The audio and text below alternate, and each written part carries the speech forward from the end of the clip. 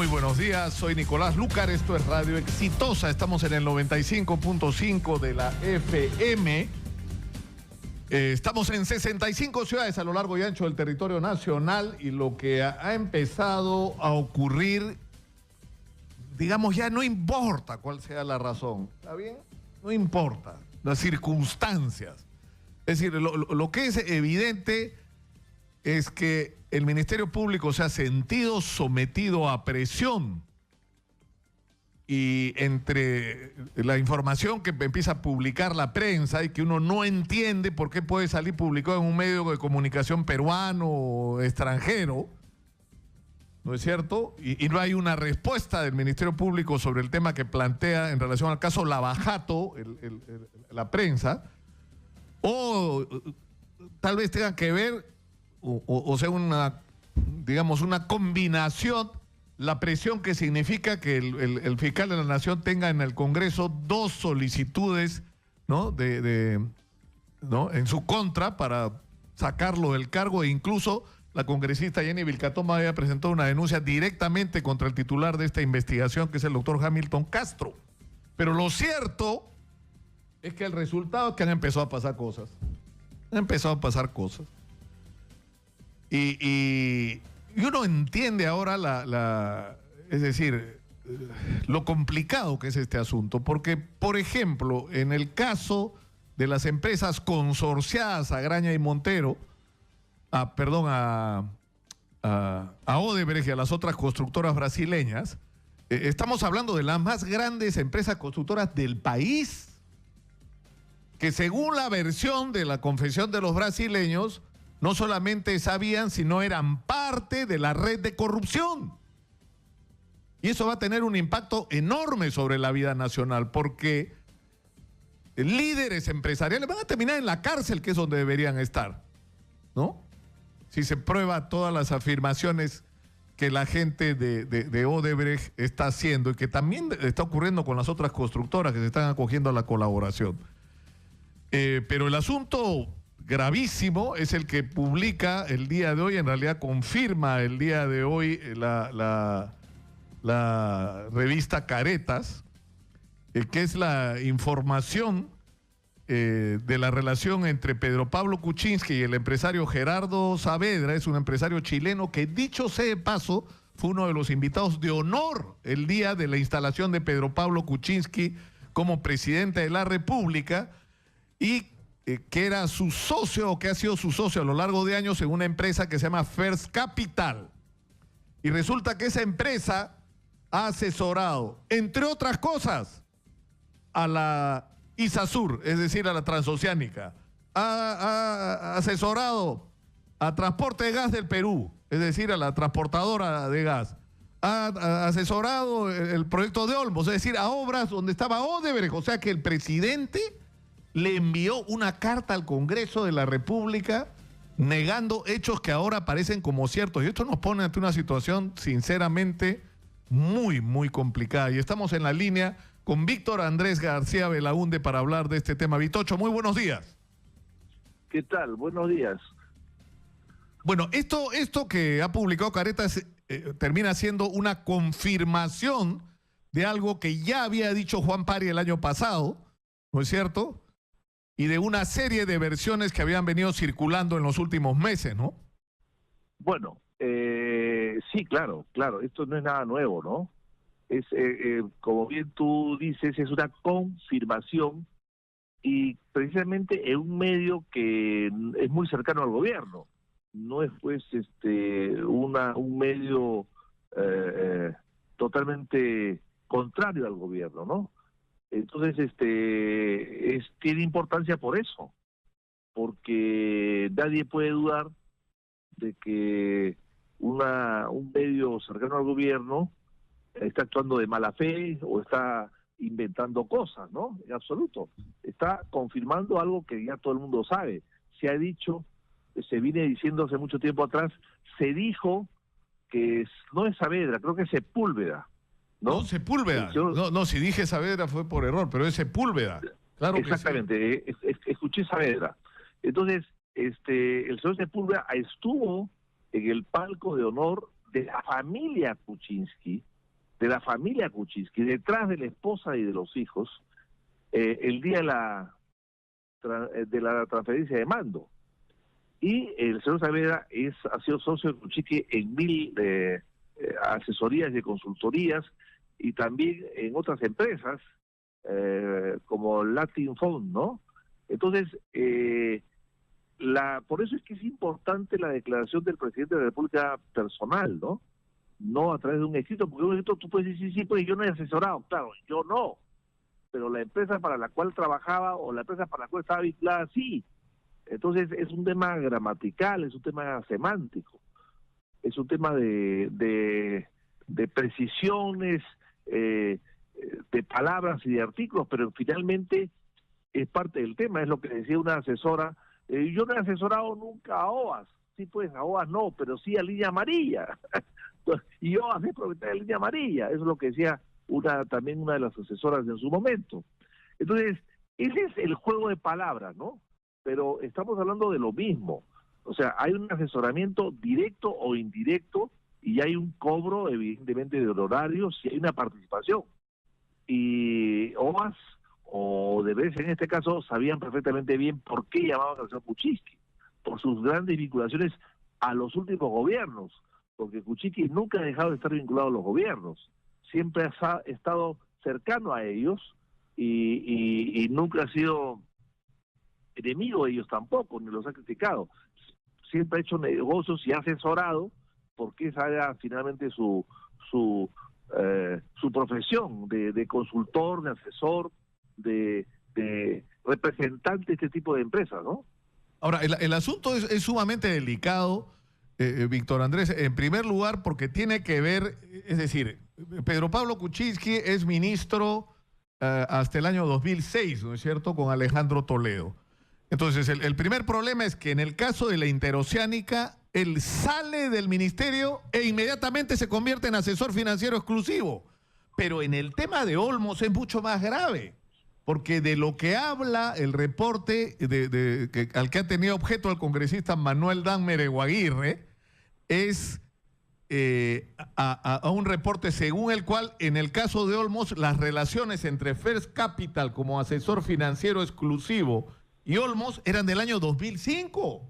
Y en el año 2005, si es verdad esta información, Pedro Pablo Kuczynski era funcionario del gobierno que hacía negocio con Odebrecht y simultáneamente asesor financiero de la empresa con la que estaba haciendo negocios el Estado, con la que estaba concesionando. O sea, ¿cómo es posible eso?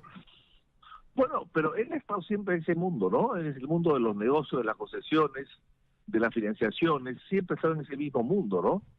Nunca ha dejado de estarlo.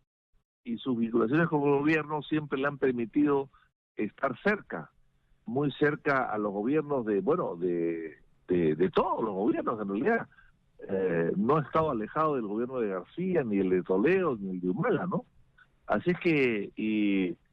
claro, pero hay una incompatibilidad, ¿no es cierto? Es decir, tú no puedes ser ministro que está negociando contratos, ¿no es cierto?, en representación del Estado peruano, y simultáneamente estás haciendo negocios como consultor con aquella empresa con la que el Estado está contratando a través tuyo.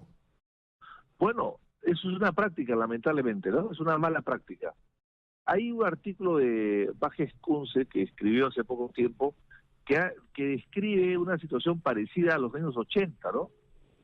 El señor Kuczynski fue promotor de un fondo del Estado cuando era ministro de Energía y Minas, el FOCOMI, para ayudar a las mineras que estaban muy alicaídas en el año 82 con el precio bajo de los minerales. Se crea este fondo del Estado, y gran parte de ese fondo, que era 160 millones de dólares de aquella época, va no a las mineras, sino van a los bancos que estaban endeudadas por las mineras y que no pagaban las mineras, entonces el banco tenía problemas con su solvencia. Y ese banco recibió el 60 o 70% de estos fondos, y con eso cubrió todas las deudas que las mineras le tenían, ¿no? Bueno, y luego acaba siendo director de ese banco durante 5 o 6 años más, al día siguiente que dejó de ser ministro. O sea, parece que diría que es una manera de hacer las cosas y de actuar, ¿no? que no es, Claro, no es compatible pero con mira, nada, mira ¿no? en el caso de Olmos, ¿ya? En el caso de Olmos, ¿cuál es o sea, el Estado emite bonos por cerca de 100 millones de dólares, me parece que fueron. Entonces, se emiten Olmos esos es 100 una... millones de dólares para financiar el proyecto Olmos y se le entrega ese dinero al consorcio que estaba realizando el proyecto y parte de ese dinero es usado, se entiende, para pagarle al asesor financiero que había logrado esa operación, que era ministro. O sea, no Bueno, puede ser. pero Olmos es un caso, es una de las trafas más grandes que ha habido en este país, porque Olmos fue diseñado por unas consultoras extranjeras, creo que eran rusas en ese momento, para irrigar 200.000 hectáreas. Y Olmos finalmente, Odebrecht se mete ahí, se adjudica la obra y solamente ha irrigado 38.000 hectáreas, y Olmos era para una central hidroeléctrica que no se puede hacer porque la valla o el muro de contención de la represa es muy pequeño, 40 metros cuando debería tener 80, y tampoco puede haber una luz para 5 o 6 millones de peruanos, no puede haber una hidroeléctrica, y finalmente Olmos debió ser financiado 100% por esta empresa, porque era una APP, y al final acaba solamente poniendo 30 millones de dólares, 30, repito, 30, 33 exactamente, y el resto lo pone el Estado. Y ahora pretenden venderla por 500 millones de dólares. No solamente eso, sino que además de esos 33 millones que pone, el 70 los pone el Estado, 80 los pone el Estado, y el resto del Estado financia, paga, hasta el día de hoy está pagando como 20 millones de dólares anuales por el traslado de agua con una tarifa sumamente alta. O sea, Olmos es la mejor prueba de la pillería que se puede hacer a costa del Estado. Y cada hectárea en Olmos vale $25.000 y se ha vendido en 5.000. Entonces, Olmos es un ejemplo de lo que no se puede hacer, lo que no se puede hacer, lo que no se debe hacer. Bueno, lo que me preocupa, yo creo que nos preocupa a todos, es cómo nos enfrentamos al hecho de que en la declaración que el presidente de la República ha enviado al Congreso, cuando el Congreso lo cita para declarar, ¿no es cierto?, sobre todos estos temas que tienen que ver con su vinculación con Odebrecht y Lava Jato, él en esa declaración dirigida al Congreso de la República y firmada en su condición de presidente de la República, dice algo que aparentemente por esta información que ha revelado Manuel Damber es falso. ¿Qué consecuencias puede tener esto, Víctor Andrés? Bueno, y yo estoy seguro que las declaraciones que ha mandado al Congreso están hechas por un abogado o varios abogados que conocen mucho de lo que es aceptar o no aceptar las cosas. Y estoy seguro que esa declaración está redactada de tal manera que no lo niega, pero tampoco lo acepta. Y al decir que él no tiene nada que ver, claro, él no, pues, pero sí su socio, su empresa o sus empresas, ¿no? Entonces está diciendo medias verdades, o sea, está hecha de tal manera, redactada de tal manera que ocultan las cosas sin negarlas enfáticamente o aceptarlas. No, pero ¿no? la carta es enfática, ¿no? La carta dice que no ha tenido ninguna relación, ni directa ni indirectamente, o sea, es muy explícito. Bueno, no recuerdo, no tengo la carta a la mano, pero habría que ver los términos, pero yo estoy seguro que ha sido hecho por abogados que les permiten más adelante ahora, decir sí, decir pues una cosa o decir la otra, contradecirla inclusive, ¿no? Sin afectarla. Muchas gracias a Víctor Andrés García Belaúnde, congresista de Acción Popular, por habernos atendido. Muy buenos días, Víctor Andrés. Gracias, adiós. Estamos en la línea con Juan Cheput, vocero de Peruanos por el Cambio en el Congreso de la República. Juan, muy buenos días. ¿Cómo estás, Nicolás? Un placer conversar contigo. Preocupados, yo creo, como todos, por la confirmación que ha publicado el día de hoy la revista Caretas de los vínculos, primero entre Pedro Pablo Kuczynski y First Capital, el señor Sepúlveda, y en segundo lugar, de la relación de obras o de proyectos o de empresas a las que esta First Capital habría asesorado o para la que habría realizado trabajos donde están incluidas están incluidos consorcios de los que participaba Odebrecht, es decir, y esto incluso durante momentos en los que Pedro Pablo Kuczynski era ministro de Estado, es decir, que era simultáneamente ministro que negociaba con, ¿no? O que, ¿no es cierto?, contrataba con una empresa a la cual como privado le prestaba servicios. Bueno, los tiempos no están determinados en la revista, ¿no? Y la verdad es que muchos de los datos que allí ya estaban registrados en el...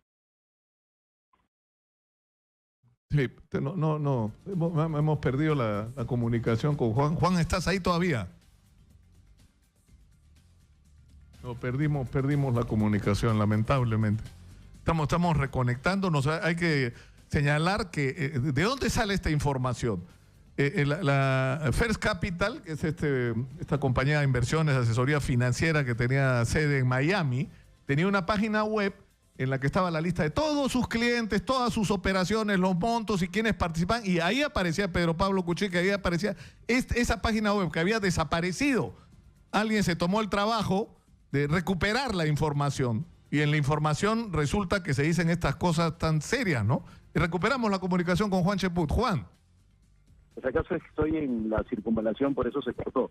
Te comentaba que muchos de los datos ya aparecían en el informe de Juan Pari y otros habían sido referenciados por el presidente en lo que se refiere a su declaratoria de intereses que le solicitó la sociedad civil. Y obviamente hay otros que aparecen y que yo estoy seguro van a tener una respuesta. Yo no dudo de la honestidad del presidente y del hecho de que el haber trabajado para un consorcio o un grupo de firmas en un momento en que nadie sabía el carácter de estas, que hoy día estamos descubriendo, no le genera, desde mi punto de vista, ningún tipo de problema. Es una cuestión de que sea aclarado y estoy seguro. Claro, pero Juan, te planteo un tema, que es el de Olmos, por ejemplo, ¿no? O sea, supuestamente la empresa First Capital presta servicios como asesor financiero exclusivo para la para la emisión pública de bonos, Project Finance, es la definición que se hace. Es decir, para lograr que se emitan y se desarrolle todo el proceso de emisión de bonos. Se emitieron los bonos por $100 millones por decisión del gobierno del que era parte Pedro Pablo Kuczynski. O sea, eso es bien complicado, ¿no? Es decir, estás por un lado firmando como ministro para emitir bonos para Olmos y por el otro lado asesorando al consorcio para que consiga esos bonos. O sea, estás... No, por eso te digo, para mí no me quedan bien claros el tema de los tiempos, ¿no? Si es en paralelo o no. Pero como te señalaba hace un instante, yo no dudo de que va a existir una respuesta. Yo en estos momentos no he tenido contacto con miembros del Ejecutivo, pero sí ratifico mi confianza en el presidente, que encontrará una respuesta válida para esta situación. Ahora, en estas circunstancias no debería ir al Congreso el presidente o recibir a la comisión para absorber las preguntas que tenga que hacerle, porque acá hay una contradicción entre lo que dijo el presidente en su carta al Congreso y lo que aparentemente ha sido la realidad, ¿no? Bueno, yo creo que evaluar si se persiste o no, él está yendo el día de mañana a la conferencia anual de ejecutivos, por ejemplo, entre hoy y mañana, y yo estoy seguro de que él tendrá oportunidad de meditar sobre si es necesario recibir o no a la comisión. Desde mi punto de vista no es necesario por el momento, basta con que él se explaye de manera escrita y contundente sobre los hechos referenciados por la revista Caretas. Pero de ahí a estar en esa dinámica de preguntas y respuestas, yo me ratifico en que no se condice con su investidura presidencial. Bueno, yo te agradezco mucho, Juan, por la comunicación y entiendo lo complicado que es para ustedes este momento, ¿no? Muchas gracias a Juan Cheput. Muchas gracias. Escúcheme. Está complicado esto. Está complicado porque, o sea, el presidente ha dicho, yo no he tenido ningún vínculo ni personal de ningún tipo con esta gente. Y lo que dice esta evidencia, discúlpeme, señor Kuczynski, que no era así. No era así. Y tal vez el caso más, sobre el que yo he insistido ya 3 veces en esta media hora primera de programa, es el caso Olmos. Es decir, se necesitaban $100 millones, se emiten bonos del Estado peruano, ¿está bien?, ¿no?, para financiar ese tramo de la obra de Olmos. el que está en el Ministerio de Economía, porque acá se habla, porque esto ocurre en los años 2005-2006, es Pedro Pablo Kuczynski, que luego pasa a ser presidente del Consejo de Ministros. Pero lo que revela la información que ha descubierto Manuel Dahmer es que First Capital tenía contrato en ese momento con el consorcio de Olmos, el cual era parte de Odebrecht, y que lo contrata para conseguir los bonos. Fíjense ustedes qué casualidad. ¿Y quién era socio de First Capital? Pedro Pablo Kuczynski. O sea, o eres funcionario del Estado y defiendes los intereses del Estado, o trabajas para las empresas transnacionales o lo que fuera, ¿no? Pero esto está bien. Si este asunto se prueba, la pregunta es que yo me hago es qué va a pasar con el presidente de la República. Y yo creo, y soy absolutamente sincero en esto, que no hay que tenerle miedo a nada. O sea, que acá la justicia tiene que actuar. Y ahora uno entiende, pues, por qué el Ministerio Público estaba paralizado. Por los efectos políticos que información como este pueda tener, ¿no? Información de este tipo. Vamos a escuchar algunas llamadas de nuestro público. Estamos en el 467-4499. Adelante, por favor, escuchamos en el 251-9422. Adelante. Buenos días. Muy buenos días. Libertad. Santiago de Chuco, señor. Adelante, desde Santiago de Chuco, lo escuchamos. Mira, amigo, esta cosa ya tenía que venir por su mismo peso, amigo. Ese señor presidente que nos estafó prácticamente está metidazo hasta el cuello, amigo. Y qué pena, amigo, que escucho las palabras de un señor Cheput de Toledo, su mano derecha de Toledo, señor, que defiende a capa y espada lo verídico. Por favor, pueblo peruano, levantémonos ya, autoridades. Este señor presidente está metidazo hasta el cuello y tiene que salir del gobierno. No puede gobernarnos un señor que está metido con la corrupción. Y esa señora Vilcatoma, señor, por favor, esa señora fue causante que este presidente esté, porque ella ocultó de decirnos claro quién permitió a que ese decreto se derogue para que esa empresa corrupta entre. Fue PPK, no lo dijo en su momento. Si lo hubiese dicho en su momento, señor, este señor estuviese tal vez cuidando sus bebés, sus nietos en Estados Unidos, y no estuviese sentado ahí con un baile, señor, desabrido, desatinado de una persona desubicada que trató de extorsionar lo bueno que tiene el Perú. Por favor, que el Congreso lo elimine este señor y se vaya a su casa a Estados Unidos o preso con Cusis, con los otros que están con Humala y los demás. Sí, muchas gracias por su llamada. Estamos en la línea con la congresista Rosa Bartra, presidenta de la Comisión Lavajato. Congresista, muy buenos días. Nicolás, buenos días, ¿cómo estás? La información que publica el día de hoy la revista Caretas en realidad lo que hace es revelar una información que el congresista Manuel Dahmer Eguaguirre ha enviado supuestamente a la comisión y donde se revelaría, en primer lugar, la participación de Pedro Pablo Kuczynski en la empresa de First Capital y las relaciones de esta empresa con los consorcios, entre otros, ¿no? Con los consorcios en los que ha participado Odebrecht. ¿Qué efectos va a tener esto sobre la investigación que ustedes están haciendo y sobre la situación de Pedro Pablo Kuczynski?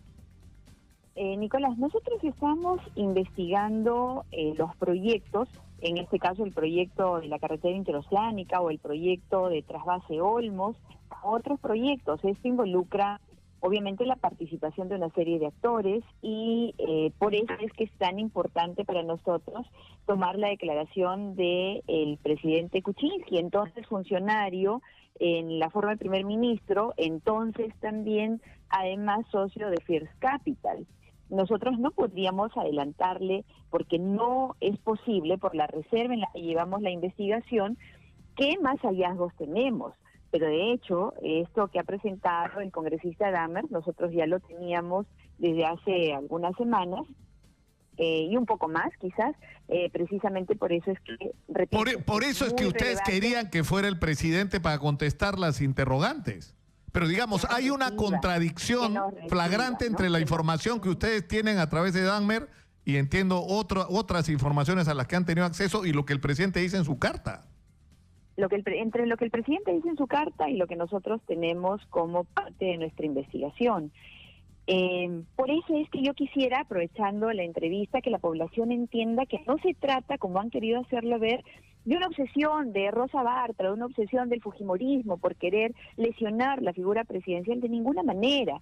No existe en nuestra Constitución ningún artículo que exima al presidente de la República y a ningún ciudadano del Perú de responder ante una comisión investigadora. Más aún, ha tenido un altísimo cargo político de primer funcionario del gobierno Alejandro Toledo, que ha recibido aparentemente una coima por ahora demostrada a través de las declaraciones de los colaboradores eficaces de $20 millones. $20 millones, Nicolás, no se dan solamente por buena voluntad, se dan porque definitivamente han realizado actos para favorecer a la empresa que tuvo que pagar esta coima. Entonces, sobre estos actos y como testigo es que nosotros llamamos al presidente Kuczynski para que nos explique en qué consistió su participación y cómo es que se desarrollaron estos actos de concesión de una carretera que significó una coima.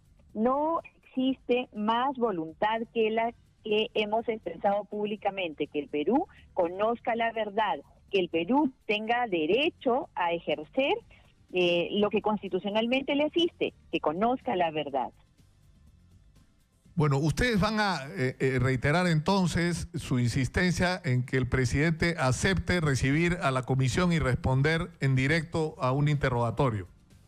Nosotros hasta el día de hoy, Nicolás, no hemos tenido ninguna respuesta por parte del presidente. Le hemos reiterado la invitación para que nos señale fecha, hora y lugar, para que con el máximo respeto a su investidura, en las condiciones que él señale, en el lugar que él nos diga, nos reciba. Hasta ahora no tenemos ninguna respuesta más que aquella que de forma bastante soberbia nos dio la señora Mercedes Arauz. Bueno, muchas gracias a la congresista Rosa Bartra, presidenta de la Comisión Lavajato, por atendernos. Muchas gracias, muy buenos días. A usted, Nicolás, a usted, como siempre, muchas gracias. Yo antes de ir a la pausa quiero llamar la atención por... se está realizando en este momento la conferencia anual de ejecutivos, como siempre, como en los últimos años en Paracas, ¿ya? Les voy a leer la agenda. Corte de la cinta, ayer, ¿no es cierto? Un solo Perú, acuerdo al Bicentenario, ¿no? El acuerdo del Bicentenario, no a las cuerdas separadas, ¿no? Sobre la situación de la economía, las perspectivas y la necesidad de apuntalar el crecimiento económico para disminuir la pobreza, bases para un acuerdo del Bicentenario, nuevas tecnologías y desafíos, siglo XXI, cómo ser ganadores, con todo respeto y con todo cariño, no jodan. O sea, ¿cómo es posible que el mundo empresarial se reúna y no discuta el problema de la corrupción y el papel que han cumplido en las últimas décadas los empresarios en relación a este tema? ¿Cuántos empresarios han sido parte del sistema de corrupción y cómo se va a hacer para que quienes tengan que pagar paguen y para vacunar al sistema empresarial de ser parte de estas redes de corrupción como ha ocurrido? Eso hubiera sido bueno, eso hubiera sido una señal para el país. Eso hubiera sido positivo. Pero realmente me parece increíble, estamos viviendo como en mundos diferentes. En mundos diferentes. Estamos en una profunda crisis de credibilidad en la clase política y empresarial y no ponen el dedo en la llaga ni ponen en el centro de la agenda lo que debería hacerlo en este momento. En fin, así estamos. Vamos a la pausa, regresamos con más.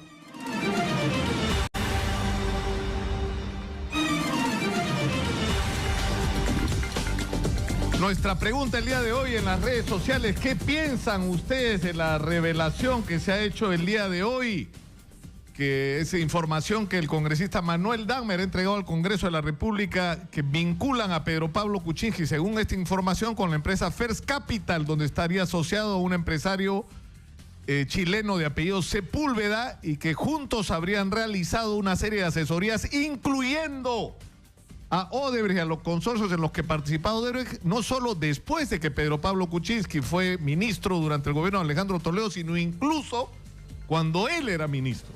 Esa es nuestra interrogante. ¿Qué piensan ustedes sobre las implicancias que esta información pueda tener? Antes de seguir adelante, queremos que nos envíen sus opiniones al Facebook de Exitosa Noticias y a el Twitter, @exitosap. Antes de seguir adelante, tenemos un mensaje de nuestro auspiciador. ¿Sabías que Paraíso es la única marca de colchones que cuenta con un laboratorio acreditado internacionalmente para asegurar una garantía real? La acreditación ISO 17025 es un reconocimiento internacional otorgado por ANAP e INACAL, que asegura que las pruebas realizadas en el laboratorio de Paraíso a los colchones son reales para brindarte la tranquilidad, el mejor descanso para una vida saludable. Paraíso, 50 años soñando contigo. ¿Con quién estamos? Sofía Gallegos. ¿Y dónde está Sofía, señora Magariño? En Jesús María. Adelante, por favor. Gracias, información en vivo. Continuamos nosotros justamente recibiendo las denuncias de maltrato hacia la mujer y estamos en compañía nada más y nada menos que con la prima de nuestro arquero de la selección peruana, de Pedro Galese. Nos acompaña la señorita Marjorie Jennifer Galese Malaver. Bienvenida, Red Exitosa. Coméntanos exactamente por qué denuncias a Pablo Antonio Martínez Ávila. Muy buenos días, señorita. Lo van denunciando por agresión física y psicológica en contra mía. Usted me comentaba de que ustedes tienen 3 años de relación, además tienen un hijo de 3 años con autismo. A pesar de ello, él ¿hace cuántas veces te viene amenazando de muerte? Ya desde que me separé de él, desde cuando mi hijo tenía 1 año y medio aproximadamente.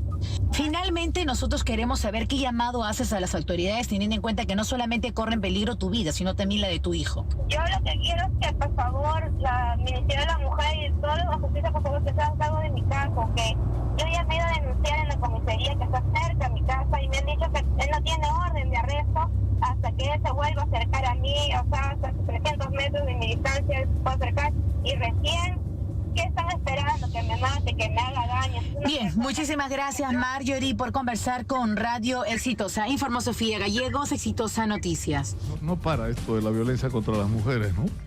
Y lo que no tiene que parar es la campaña en contra de esta violencia que es cotidiana y está lamentablemente enraizada en nuestra sociedad. Está la congresista Jenny Vilcatoma en la línea. Jenny, muy buenos días. Nicolás, muy buenos días. ¿Cuál es el juicio que tienes, Jenny, sobre esta revelación que se ha hecho de la información que Manuel Dahmer ha entregado a la Comisión Lavajato hace varias semanas y que nos lo acaba de confirmar la congresista Rosa Bartra?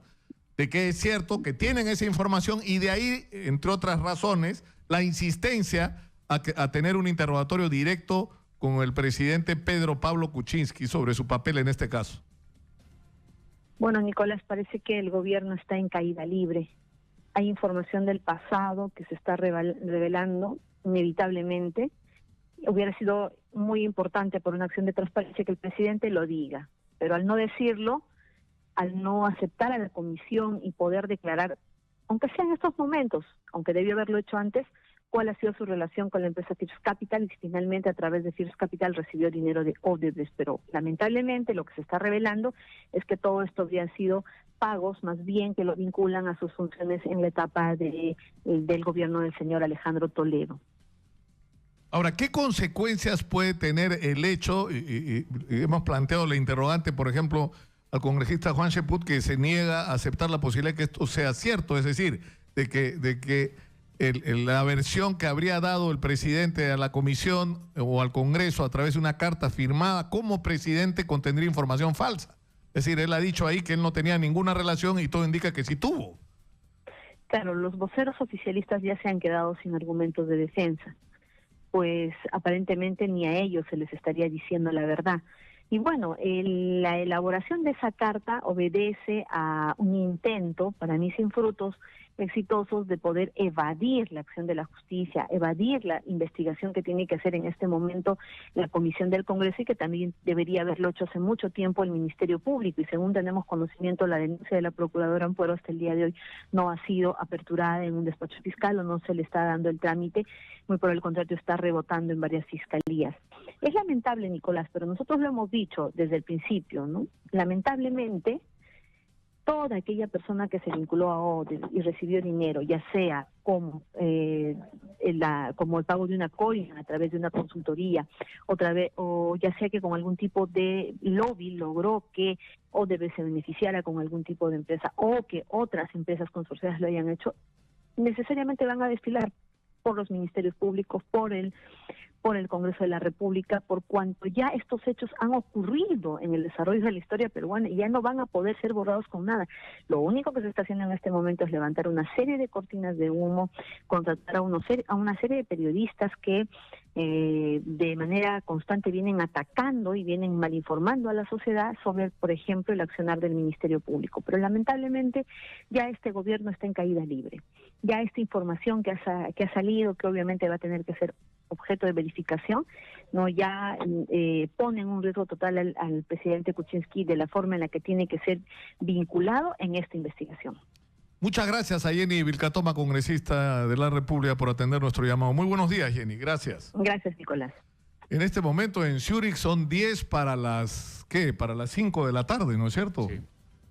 Tenemos 6 horas de diferencia y ya está Paolo Guerrero, ¿no? En este momento enfrentando a la comisión FIFA que tiene que resolver su situación. Está en nuestros estudios el doctor Julio Grado, él ha sido médico de la selección, y está en la línea Johnny Baldovino, que es asesor legal de la agremiación de futbolistas. Muy buenos días a ambos.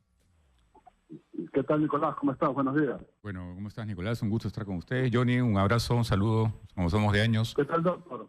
Bueno, ¿Qué tal, doctor? ¿Cómo estamos está? acá todos esperando, ¿no? Sí, ahora hay una información que ha aparecido en O Globo, se supone que es una declaración de los abogados de Paolo Guerrero, en los que se afirma que Paolo Guerrero habría tomado antes del partido con Argentina un mate que tenía té y aparentemente coca, también hojas de coca, ¿no es cierto? Y que esto es lo que habría producido la contaminación.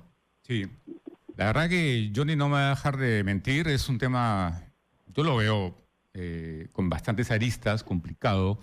Hay que tratar de demostrar, y con la prueba del pelo lo ha hecho, que no es ni un consumidor habitual de cocaína, y Paolo no lo es, doy fe de eso por los años que hemos estado mucho tiempo en selecciones menores, inclusive mayores, y tampoco haber consumido mate de coca, que también no está permitido, ¿no? El tema del té contaminado, eso hay que demostrarlo como en un juicio, y eso Johnny, como repito, es bastante enterado del tema, ¿no? Yo tengo toda la fe, todo el pueblo operando está atrás de esto, pero hay que demostrarlo. Pero digamos, o sea, desde el punto de vista procesal, y eso Johnny sabe bastante, o sea, se tiene que acreditar que eso fue lo que ocurrió. Ahora, igual eso, ¿qué consecuencias puede tener para Paolo Guerrero? Mira, Nicolás, doctor, en verdad, este tema comienza con... Es una especie de juicio penal. La FIFA hace la vez de fiscal. Este es un caso de FIFA contra Paolo Guerrero. FIFA lo acusa a Paolo Guerrero de violar el código y las normas antidopaje. Entonces, la acusación la prepara la Secretaría, la Comisión Disciplinaria de la FIFA.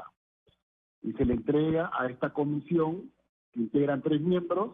El primero es un africano, que es el presidente y es abogado. Los otros 2 son de distintas nacionalidades, no pueden ser del área Conmebol y no necesariamente tienen que ser abogados. Revisan la acusación, le dan la posibilidad, la palabra a la defensa de Paolo. Paolo, a través de sus abogados, va a hacer sus descargos, va a explicar las pruebas que está presentando, y están apuntando, tengo entendido, al tema de la contaminación, que es un tema muy difícil de probar, pero no imposible. Si están tirándose para ese lado, es porque algún elemento tienen para agarrarse de ahí. Ahora, este no es un tema estrictamente legal a la hora de resolver. Lo que tienen que hacer las partes, tanto la FIFA acusando o Paolo, a la defensa de Paolo defendiendo, es convencer a la comisión disciplinaria, porque la comisión disciplinaria puede ver muchas pruebas, pero si está convencido de que el futbolista no ha tenido responsabilidad, lo puede liberar. Esa es la clave, ¿no es cierto? Esa es la clave, es decir, que el futbolista no ha tomado ese té con el objeto de tener una condición física, una ventaja digamos, deportiva. ¿Cómo le llaman ustedes? Una ventaja deportiva, tratar de demostrar que no hubo dolo, una ventaja para hacer más en la cancha. Ese es el punto, como bien dice Johnny, hay que tratar de demostrar que no tuvo la intención de eso, que fue casual, pero ¿cómo encaminar eso? Para mí realmente es el punto, como tú bien dices, el meollo del asunto. ¿Cómo esa sustancia ingresa, cómo el té contaminado ingresa al cuerpo de Paolo? Evidentemente hay alguien que debe habérselo dado. Él no creo que lo haya tomado por mutuo propio. Entonces ahí yo creo que ese tema hay que tratar de demostrarlo. Además, uno, digamos, yo he conversado con mucha gente muy cercana a Paolo, con su mamá, con su hermano, con gente amiga de él, con gente que lo ha conocido, con gente que pasó parte importante de su vida y es un maniático, cuidadoso, sí, ¿no? Totalmente. ¿Cuántas pruebas de antidoping le pueden haber hecho a Paolo Guerrero? ¿Cientos? Este año 3. Este año 3, Los todo 3 limpio. resultaron negativos. Así es. Entonces, ese es un buen antecedente, por ejemplo, ¿no? Porque es un deportista que no acostumbra a consumir sustancias deportivas para sacar ventaja deportiva. Así es. Entonces, pero son atenuantes. Acá se invierte la carga de la prueba. El que tiene que probar su inocencia es el deportista. Y el deportista comienza, Claro. digamos... O sea, es culpable porque aparece esta sustancia en la sangre y él tiene que probar que es inocente, explicando cómo esa sustancia llegó ahí. Ahora, es un atenuante, Johnny, es un atenuante el hecho de que el día yo no tuve responsabilidad, o sea, yo pedí un té, me dieron un té y esto fue lo que produjo. No. No, porque el deportista es responsable de todas las sustancias que entran a su cuerpo. Si tú comienzas tu defensa diciendo yo no sabía, yo ignoraba, te clavan 2 años mínimo. Tú tienes que decir que tú sabes que ha entrado que tiene la sustancia en tu cuerpo y tienes que probar cómo entró. Entonces, al momento de probar cómo entró, por eso que se están yendo por el tema contaminado. ¿Qué es el tema contaminado? Que de repente utilizó algo y que el futbolista, ni los médicos, ni los nutricionistas sabían que estaba contaminado. ¿Ya? Inconscientemente tomó, pero no puede liberarse de responsabilidad. Johnny, ahora, es una sustancia no específica. Claro, no específica, totalmente. Claro, o sea, no es medicina. Las medicinas son las específicas, las no específicas son las no medicinas. Claro, pero todo eso va disminuyendo, digamos, el castigo, ¿o no? Sí, claro. Si él demuestra, Johnny, tú corrígeme, si él demuestra que no hubo, digamos, para hacer una ventaja deportiva, la sanción es menos más. Todos los antecedentes de doping negativos, eso le va en contra. Pero déjame hacer una pregunta, Johnny. Exactamente, doctor. Así es. ¿Por qué el deportista queda tan solo? En enero tuvimos un congresillo en Videna, y a todos los médicos de los clubes deportivos nos dijeron, desde este año los controles van a ser inclusive no solo después de partidos, sino a un día antes y después de los partidos, incluso en entrenamientos. Y que el médico responsable también tenía bastante responsabilidad si es que el jugador tomaba, digamos, por su cuenta y había que estar muy atento a eso. ¿Por qué ahora el jugador queda tan solo, tan desamparado? Porque, insisto, si había una ingesta de este metabolito o del té contaminado, obviamente él está en un equipo, está en una selección. Entonces, ¿por qué queda tan solo él? Esa es mi pregunta puntual. Bueno, en verdad no queda solo, ¿no? Porque la FIFA aquí la acusa siempre al deportista. Yo tengo un caso en este momento donde el médico aceptó que le había aplicado una inyección de dexametasona a un futbolista, pero igual lo sancionaron 2 años. Porque dice que está bien, el médico, yo decía, está bajo el ámbito y supervisión del médico, el médico también debería ser responsable, y no nos acusan, no lo sancionan, le llama la atención. En este caso especial de Pablo Guerrero, el tema pasa por que se supone alguien le ha dado, y si alguien le ha dado una sustancia, un té, o un mate, bueno, mate no creo en el fútbol, pero un té, eso tiene que estar registrado en una historia. Porque como tú bien sabes, doctor, en la selección todos tienen su historia. ¿Qué toman, qué comen, a qué hora tomaron, a qué hora comieron? Claro, pero que se conozca, no ha habido alguna declaración de la nutricionista, del doctor Alba, o de las personas cercanas. Ninguna. Eso es lo que yo a veces no sé, o sea, veo mucho silencio. Lo que yo tengo entendido es que hay una declaración jurada de la nutricionista del departamento médico. La nutricionista explicó por escrito cuál es el procedimiento que se sigue cada vez que algún futbolista requiere una manzanilla o algún otro, un té digestivo, y es más, los guarda, los tiene almacenados, para que mañana pasado cualquier cosa pase, ahí está almacenado el producto y se hagan las pruebas respectivas. Y ojo que esto es importante, parece ridículo, Nicolás, doctor, pero en los filtrantes, cuando tú pides una manzanilla, es común que esta manzanilla esté mezclada con coca, porque lo hacen para abaratar costos. Y hay casos, estos casos se han visto en Indecopi, son famosos casos en Indecopi con Conate. Entonces, el tema pasa por saber exactamente cuál es el elemento contaminante, y eso solamente lo saben los abogados de Paola. Claro, pero digamos, pongámonos en el mejor escenario para Paolo Guerrero. Diga, tomé un té, que es, como digo, lo que ha revelado Globo tras conversar con los abogados de Paolo. Tomé un té, aparentemente ese té, sin que yo tuviera conocimiento, ¿no? Estaba contaminado. Tenía hoja de coca, y eso es lo que ha marcado positivo. Entonces, ¿cómo es que le llaman? Porque hay que tener tanto cuidado ahora con los... Claro, o sea, que tenía la sustancia con restos de coca, porque no se sabe si puede ser coca o cocaína, que te da el metabolito de la benzoilcolina, ¿no? Claro, si esa fuera la situación, si eso se logra acreditar, Johnny, ¿cuál podría ser la sanción? Porque sanción, por lo que tú dices, va a haber de todos modos, ¿no es cierto? Mínimo 6 meses. Es más, ya hubo, ya la suspensión es de alguna manera ¿no? Exacto, ya estuvo sancionado 30 días. Puede ir desde una llamada de atención hasta 2 años por ser un tema, una sustancia no específica. Pero en verdad, aunque parezca mentira, Nicolás, en el tema de las sanciones cualquier cosa puede suceder. Te pueden poner 0 como te pueden poner 2. El problema que creo yo enfrenta a Paolo es que el proceso es contra la FIFA. Como la etapa clasificatoria es parte del Mundial, todo este torneo está bajo la supervisión de FIFA, y FIFA tiene tolerancia cero en este tema. Y siempre en el tema de doping se van a pedir la sanción mayor. Y ahí viene el problema, porque por ejemplo en Conmebol, y el doctor no me deja mentir, hay casos en los que se tratan con mucho más flexibilidad y las sanciones son más bajas. Pero cuando es FIFA, el tema es bien complicado. Yo hace días que te escucho, Johnny, y siento que eres más bien pesimista. Sinceramente, sinceramente. Es realismo.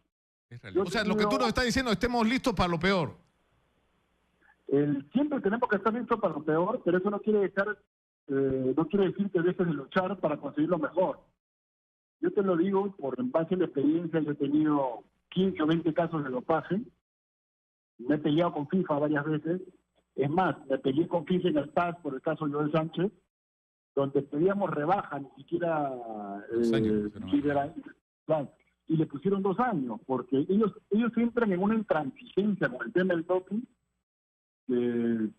que puede sorprender, pero que tratan de tolerancia cero. Ahora, el tema, ahorita está Paolo y la FIFA, pero no podemos olvidar a la Agencia Mundial Antidopaje, que también es parte de todos estos temas. Si ellos no están satisfechos, ellos pueden apelar. Johnny, a mí me preocupa, discúlpeme, a mí me preocupa, aparte de todo lo que estamos hablando, el por qué. O sea, ¿por qué? ¿Cómo puede suceder esto? O sea, está bien, Paolo se defiende, los abogados lo defienden, todo, pero ¿por qué sucede esto en selección peruana? O sea, a mí me preocupa realmente eso. Es que, doctor, ahí tenemos que tener cuidado, porque nosotros estamos llevándonos de oídas y suponemos todo lo que ha sido en selección peruana. ¿Y qué pasa si se descubre al final que no fue en selección peruana y fue durante su permanencia en Río? No, perdóname, Johnny, pero ese metabolito dura 4 días en cuerpo. 5 días, bueno, ¿no? En el cuerpo. Depende de la hidratación, de lo que sea, de alimentación, pero ¿él no estaba 4 días antes del partido con Argentina? Entonces, ahí el tema... ¿Cómo hablamos de Brasil? Creo que no deberíamos de abundar en detalles, pero el tema también pues pasa por la responsabilidad del jugador, ¿no? Obviamente que sí, pero bueno, yo reafirmo en eso. Usted y yo trabajamos con futbolistas y sabemos cómo se comportan los futbolistas. Por supuesto, sí. Joel Sánchez estaba en San Martín, pero ocurrió en selección peruana. Yo sé que los jugadores toman a veces una u otra cosa, pero... Hay veces que los futbolistas no le cuentan todo a los doctores. Yo lo sé, por supuesto. Yo necesito, mi ánimo no es criticar a la persona, porque respeto mucho a los médicos que están ahí, pero mi ánimo es sacar con una conclusión de por qué pasa esto y que no vuelva a suceder. O sea, el pueblo peruano está bien, ahora festeja, pero ¿qué pasa si perdíamos? Yo tengo una última pregunta, Johnny. ¿No es un factor importante en tener en cuenta las consecuencias que esto va a tener, las consecuencias que esta decisión va a tener? O sea, está sajando al jugador más importante de la selección peruana y un jugador que acaba de ser declarado el mejor de América, ¿no es cierto? O sea, a él lo está sacando del Mundial, ¿no? si tomas una decisión drástica. Y justamente eso es lo que me preocupa, Nicolás, porque lo pueden tomar como ejemplo. Porque la FIFA actúa así, no nos engañemos. La FIFA actúa y dice, bueno, con esto hay que ser ejemplares. Lo mismo pasó con Maradona. Sacaron a Maradona de un mundial por un tema de doping y lo retiraron de fútbol. Entonces, el tema... claro, pero era una situación bastante distinta, ¿no? O sea, muy diferente. Sí, por supuesto, ¿no? Porque el comportamiento de Paolo ha sido ejemplar y es ejemplar toda su vida. Claro que sí. Mira, pero bueno, ¿a qué hora, en tu experiencia, Johnny, a qué hora vamos a tener resultados? No necesariamente hoy, porque si el tema da para debatir entre la comisión disciplinaria, se puede demorar algunos días, 1 o 2 días máximo, y la FIFA seguramente va a meter presión. Siempre meten presión, Nicolás, eso no tengan la menor duda. Sí, eso es peor que Conmebol, como tú dices, Johnny. Sí, eso es muy cierto. Siempre van a meter presión y esperemos que... Yo sí confío en el trabajo del equipo de abogados brasileños. Tienen muy buen nivel y tienen mucha experiencia. Y espero que la verdad lo saquen bien librado, porque... Bueno, pero a estas alturas solo nos queda la de Hurtado Miller cuando lanzó el paquetazo. Que Dios nos ayude. Nada más. Totalmente. Sí, bueno. Pero hay que confiar, siempre hay que confiar. Aquí hay un 5% de posibilidades, siempre hay que confiar. Muchas gracias a Johnny Baldovino, asesor legal de la agremiación de futbolistas. Y al doctor Julio Grados, ex médico de la selección peruana. Gracias, muchas gracias por estar acá. Y yo insisto, la de Hurtado Miller, que Dios nos ayude en el caso Paolo Guerrero, porque lo necesitamos realmente en el Mundial. Y además porque no lo merece, ¿no? No lo merece. Es un hombre que ha pasado su vida... ¿no? Si hay algún futbolista que es consciente de la responsabilidad que tiene ante la sociedad, es él. Él es absolutamente consciente que lo que haga y deje de hacer no solamente lo va a afectar a él, sino va a afectar la imagen que él tiene ante millones de jóvenes peruanos, y ya no solamente peruanos, sino brasileños. Ya es una figura internacional. Ya su camiseta, la gente va a pedir la camiseta de Guerrero en Madrid, ¿no? En Estados Unidos, en todos lados la gente está comprando las camisetas de Paolo Guerrero, porque se identifican con su imagen, con su figura, no solo como futbolista, sino como persona. Vamos a la pausa, regresamos para hablar con las doctoras Greta Minaya, que ya vino el otro día, nos dejó acá, ¿no? Con los crespos hechos, como digo, pero ya ahora sí está acá, y está también la doctora Marielena Portocarrero, ambas candidatas a decanas del Colegio de Abogados de Lima. Con ellas vamos a hablar tras la pausa. Volvemos. Continuamos con Nicolás Lucar en Exitosa.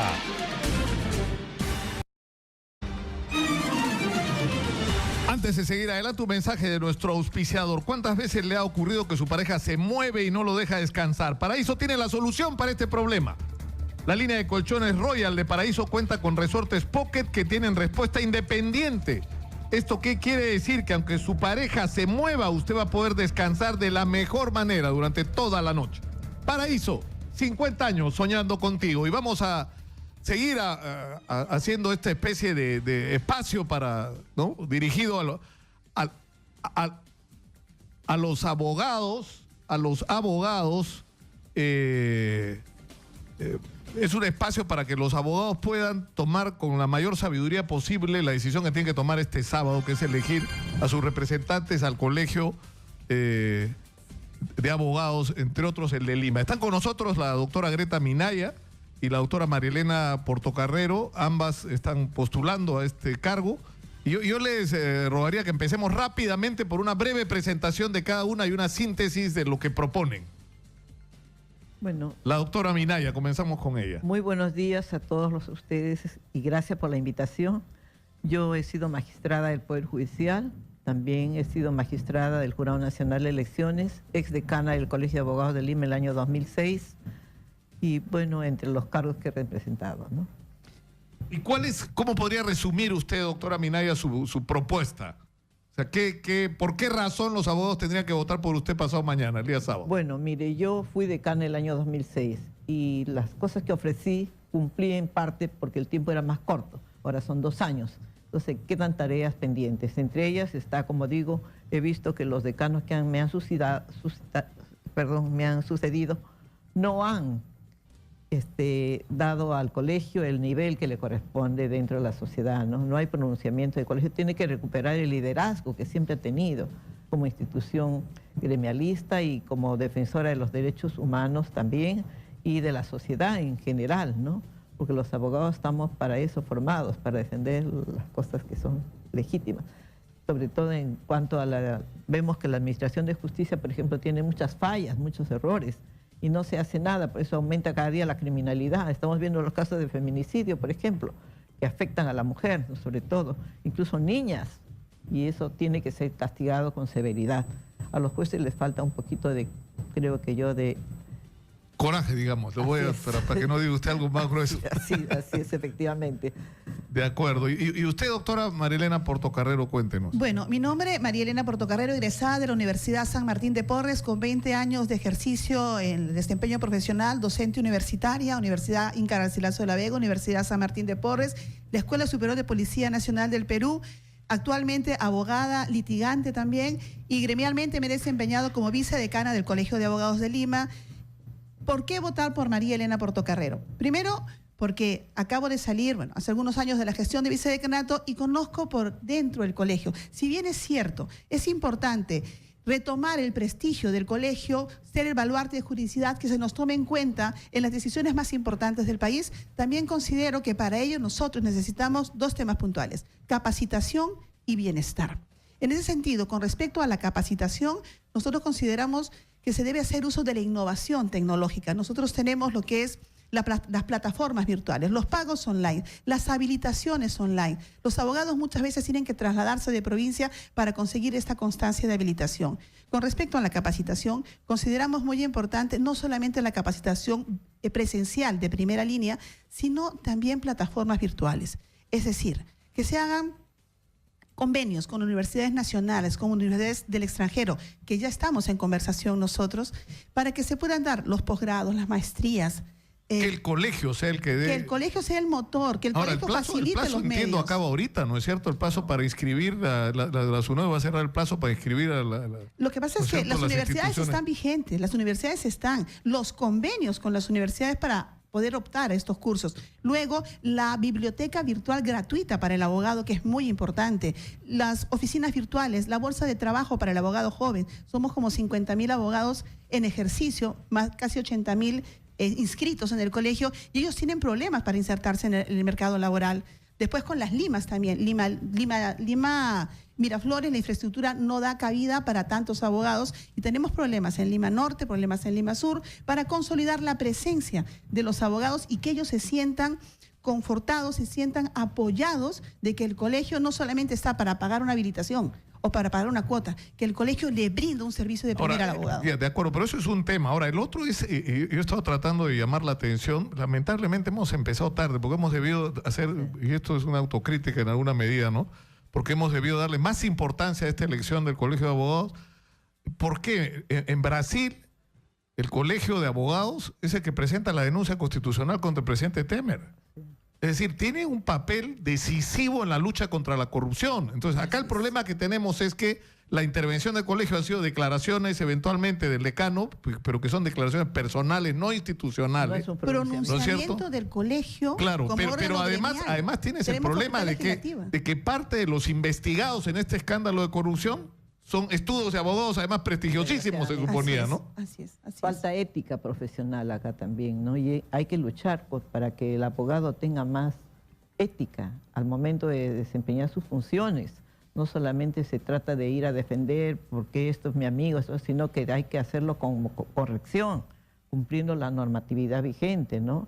Y en este caso, justamente, un ratito, el caso que usted ha mencionado del presidente de la República, el señor Kuczynski, que están ahí evidencias de que parece que ha tenido comunicación con gente que está ligada a la corrupción.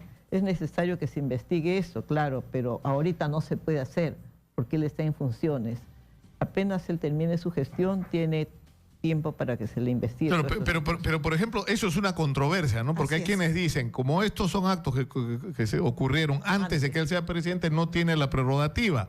Pero eso, por ejemplo, requeriría un pronunciamiento técnico absolutamente desapasionado y despolitizado del Colegio de Abogados como la institución, digamos, como una especie de faro, ¿no es cierto? Tendría que modificarse la Constitución. Y eso sí también yo estoy proponiendo, ¿no? Que se haga una nueva Constitución. Ojalá que el pueblo acepte que se haga un referéndum y se haga una constituyente, ¿no? Claro, para redactarse una nueva constitución. Mira, otro tema importante, justo antes de entrar a entrevistarnos contigo, estaban hablando y se hacía referencia a 3 sucesos sobre violencia de la mujer. Mataron a una mujer gestante, han matado por encargo de una persona que estaba dentro del penal. ¿Cuál es el pronunciamiento de nuestra orden? ¿Qué acciones en práctica toma el colegio, que es, como tú dices, el faro de la juridicidad? Tenemos muchas leyes, tenemos muchas propuestas legislativas, pero en acción, ¿cuál es la participación de nosotros como instrumento de paz social, porque ese es el rol del abogado, en todas las áreas? En todas las áreas, ¿cuál es la acción que toma el colegio, no solo legislativa, sino tenemos comisiones, por ejemplo? Son 11 áreas o direcciones las que tiene el Colegio de Abogados, derechos humanos, comisiones y consultas, extensión social, bienestar. En esas áreas también debe de participar activamente el colegio mediante su asociación de abogados distritales, difundiendo la norma. Muchas veces sucede que la persona, aquella mujer agredida, no sabe cuál es el alcance de la ley en amparo para ella. A veces por costumbre asimilada ya a la sociedad, nosotros pensamos que el hecho de una gresca o un insulto o una agresión psicológica ya la asumimos como que es parte de una discusión normal, cuando no saben que ya existe una lesión, ya existe una vulnerabilidad con respecto a ella, pero no lo denuncia, porque no ha sido un problema. Ahora, yo me pregunto, ¿por qué tanto candidato? Esto parece en las elecciones presidenciales, 13 candidatos hay al decanato. Eran más, sino que han quedado 13 nomás. Al final 14 éramos. ¿no? Sí, 14. ¿Y por qué tanto candidato? Ustedes son las 2 mujeres de las 13. ¿no? Yo he sido convocada por un grupo de colegas. A mí me han pedido que continúe en el decanato, porque ya fui decana. Los demás, claro, cada uno quiere exponer sus planes de trabajo, apoyar al colegio, como dice la doctora, en el tema de la mujer sobre todo, ¿no? Pero sí, yo me siento contenta que en esta oportunidad, a pesar de todos los errores que tiene la convocatoria, por lo menos nos hayan dado la oportunidad de que hayan más mujeres en la lista de postulantes, la paridad. Que tanto pedí yo cuando trabajé en el jurado. Bueno, usted, doctora, ha sido la única mujer que ha sido decana, ¿no? ¿O hay un antecedente? La doctora Luz Aurea Sáenz, ¿no? Y Delia también, ¿verdad? Sí, claro. Bueno, pero claro, y hay un bloque. Históricamente esta carrera era carrera de varones. De varones, esto surge cuando ya hace como 211 años aproximadamente, en la Lima que se iniciaba, ¿no? 60 ilustres limeños fueron seleccionados para poder solucionar los problemas de la Lima que nacía. Bueno, han pasado más de 200 años, ya no son 60, somos 80.000. Y esta carrera que inició siendo de varones, ahora tiene un gran porcentaje de mujeres. ¿Cuántas mujeres abogadas hay? ¿Tienen ustedes una idea? Bueno, yo soy docente universitaria hace como 20 años y veo cómo aumenta en las aulas el número de mujeres. Ahora, por ejemplo, en las aulas a las que enseño en la Universidad San Martín de Porres, puedo apreciar que la mayor parte de las discentes son mujeres en las aulas, ¿no? Sin excluir probablemente los varones y la calidad. Ahora, en esta elección van a tener un papel importante las mujeres, ¿no? Así es, sí, efectivamente, porque somos 2 las candidatas. Ahora, claro, hay un tema que a mí me parece importante, aparte que el colegio tiene que tener un papel como institución mucho más determinante sobre asuntos. Claro, por ejemplo, usted está planteando, ¿se puede o no se puede investigar al presidente? Es una respuesta que el Congreso, antes de tomar cualquier decisión, debería voltear y consultarla al colegio de abogados a ver qué opina sobre este asunto, ¿no? Bueno. No qué opina el decano como persona, como abogado, que puede estar muy calificado para esa opinión, sino la institución, cuál es el juicio que tiene. Igual que esto, una serie de asuntos que son, por ejemplo, este debate que se ha generado ahora sobre el fiscal de la Nación, si es procedente o no lo que está haciendo el Congreso, o la citación al presidente a declarar si eso es procedente o no. Es decir, hay una serie de temas donde la opinión del colegio es sumamente importante. Ahora, pero el otro asunto que yo les planteaba era este.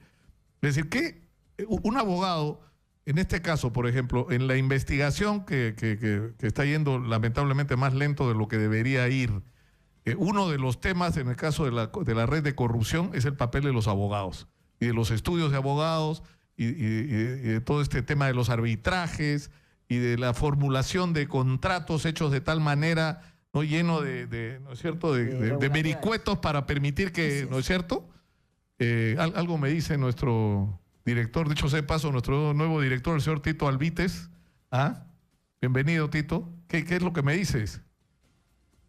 De los lobbies, que es el otro tema, ¿no es cierto? Claro. O sea, la participación de estudios o de abogados en estos lobbies, ¿no es cierto? Entonces, la pregunta es, ¿qué hace el Colegio de Abogados para controlar este tema? ¿No es cierto? Porque no basta con que la justicia actúe, el colegio debería protegerse a sí mismo, ¿no es cierto? Desgraciadamente, el colegio no se está pronunciando al respecto, está guardando silencio y indirectamente se está haciendo cómplice de estas cosas. El Colegio de Abogados tiene dos áreas, tiene que ventilar ese problema mediante dos aspectos. Primero, el ámbito penal, es decir, qué incidencias o qué vulneración ha hecho aquel abogado y que tenga sanción jurídica por vulnerar un derecho. La segunda situación es interna, de gestión. Existe una comisión de ética en el Colegio de Abogados. Y esta comisión de ética tiene que participar activamente y ver, en el caso de que el abogado haya infringido o haya vulnerado algún derecho en ejercicio de función, pues el Colegio de Abogados tiene que ser estricto y tiene que señalar las pautas para excluir, sancionar, inhabilitar al abogado de ser necesario. Esto es puntual. Pero, por ejemplo, alguien lo ha dicho, ¿no? Señora Magariño, ¿se acuerda usted quién fue? Porque como hemos entrevistado ya varios candidatos, pero alguien dijo que, por ejemplo, en el caso de Marta Huatay en particular, pero en general de abogados que han cometido delitos, o sea, más allá de lo graves, más allá de lo que resuelva la justicia, el colegio debería excluirlos. Lo que pasa es que ¿no hay es un cierto? Y que, por ejemplo, lo que él dice es que debería ser expulsada Marta Huatay del colegio de abogados. Tendría que, en todo caso, haber una denuncia explícita, ¿no? Porque el colegio de abogados, esto de ética no contempla esa situación. Y la Constitución, que es la ley de leyes, tampoco lo dice. Dice que la persona que comete un delito, cuando cumple su sentencia, se rehabilita. Pero acá hay un punto... O sea, que no puede haber un castigo más allá del que ya marca la ley. Pero acá hay un punto muy importante. Acá hay un punto muy importante. Teóricamente, la función del abogado es proteger los derechos.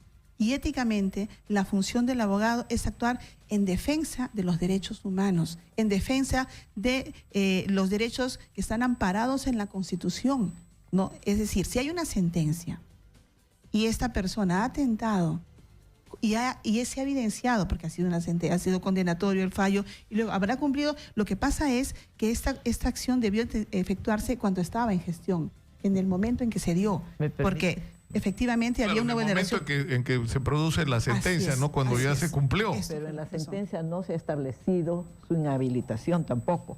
Entonces no podemos los abogados, por más abogados que seamos, vulnerar la Constitución, que es la ley de leyes, es la Carta. O sea, digamos, en la discusión sobre Marta Huatay, usted dice que no es que... Tendría que haber una denuncia específica sobre el tema ante el Comité de Ética, como ha dicho la doctora Portocarrero, y que el Comité de Ética se pronuncie al respecto. Al amparo de la vulneración de los derechos y las garantías del Estado. Ahora, yo les agradezco muchísimo por haber estado con nosotros. ¿Con qué número van ustedes? La doctora... El 1. Número 1, le ha tocado un buen número. El 23 y el como 23, la doctora Portocarrero. Muchas gracias a ambas, mucha suerte.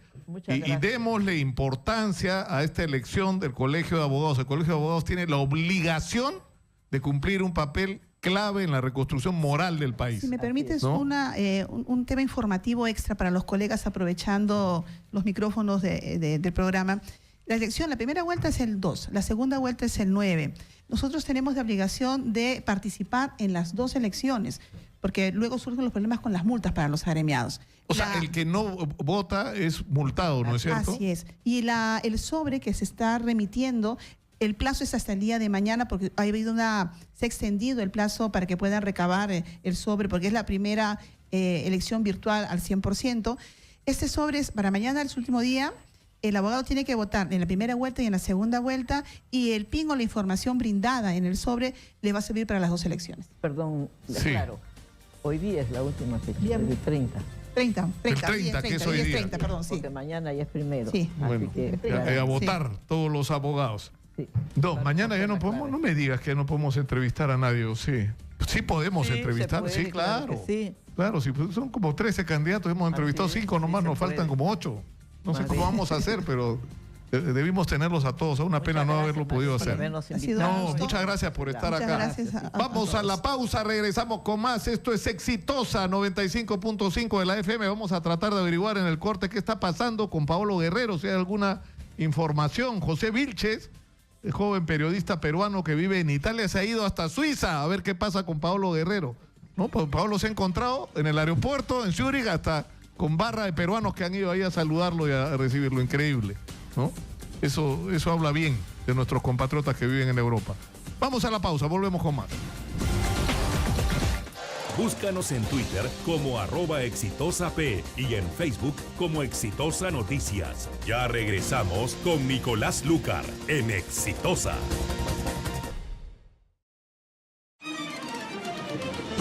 Continuamos con Nicolás Lúcar en Exitosa.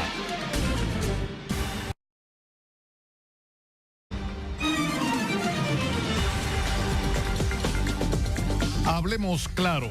Ha pasado algo sumamente grave en las últimas horas porque se ha hecho pública una información a la que tuvo acceso el congresista Manuel Dagmer Eguaguirre y que ha provenido de recuperar la información que había sido borrada de la página web de la empresa First Capital, una empresa propiedad, entre otros, de un chileno de apellido Sepúlveda, y que era señalada como una empresa a la cual estaba asociado Pedro Pablo Kuczynski, que supuestamente había prestado servicios para Odebrecht y otros consorcios vinculados al caso Lava-Jato.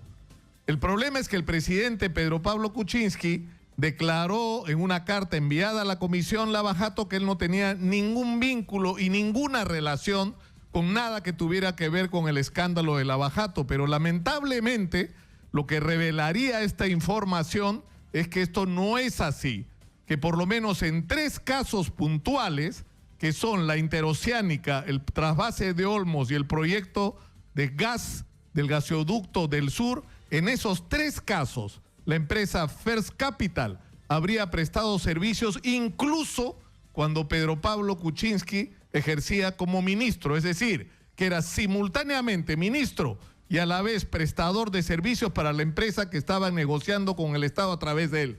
Y esto es sinceramente muy grave y esto va a generar una inevitable controversia por las consecuencias políticas gravísimas que podría tener. Esto es un momento en que debe primar la mayor serenidad y la mayor responsabilidad en el tratamiento de este asunto, porque a lo que nos enfrenta es a la posibilidad de abrir una situación de profunda inestabilidad política. Y esto es un momento en que la clase política, los medios de comunicación, la clase empresarial tiene que actuar con la mayor responsabilidad para lograr que por un lado se haga justicia y que caigan todos los que tengan que caer, pero por el otro lado que el país no se paralice, que el país lleno de oportunidades que es el Perú no deje de caminar y de avanzar y de crecer. Es un enorme reto en el que cada uno de nosotros, de donde estemos, tiene una enorme responsabilidad. Cada uno sabe lo que tiene que hacer y la historia nos va a juzgar a todos luego. Seguimos adelante y precisamente sobre este tema, ¿no?, que lo hemos planteado a las redes sociales, Judy Rodríguez nos trae las opiniones de la gente en el Facebook y en el Twitter. Que se agarren los del Ejecutivo porque las opiniones están bastante fuertes. Nicolás Aiza nos dice, toda la verdad se va a saber y solo es cuestión de tiempo. Tendrá que explicarle al país por qué mintió que no estaba vinculado con Odebrecht y que era asesor.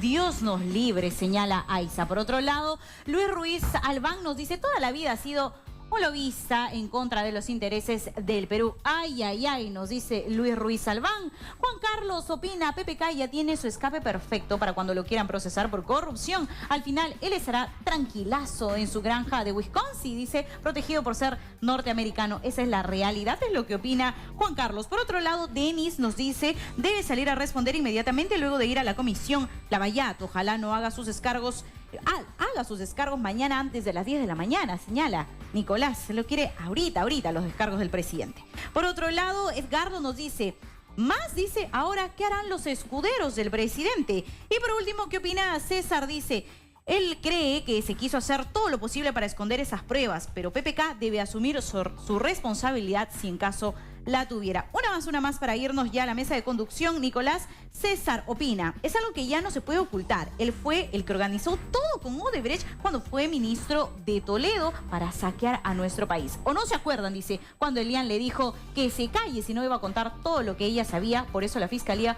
ocultaba todo para que no lleguen al presidente Kuczynski. Bueno, qué complicada situación, ¿no? Qué complicada. Mira lo que estamos pasando. Esta revelación que de alguna manera involucra al presidente y que lo pueda hacer sujeto de la investigación en el caso Lavajato o parte de este proceso.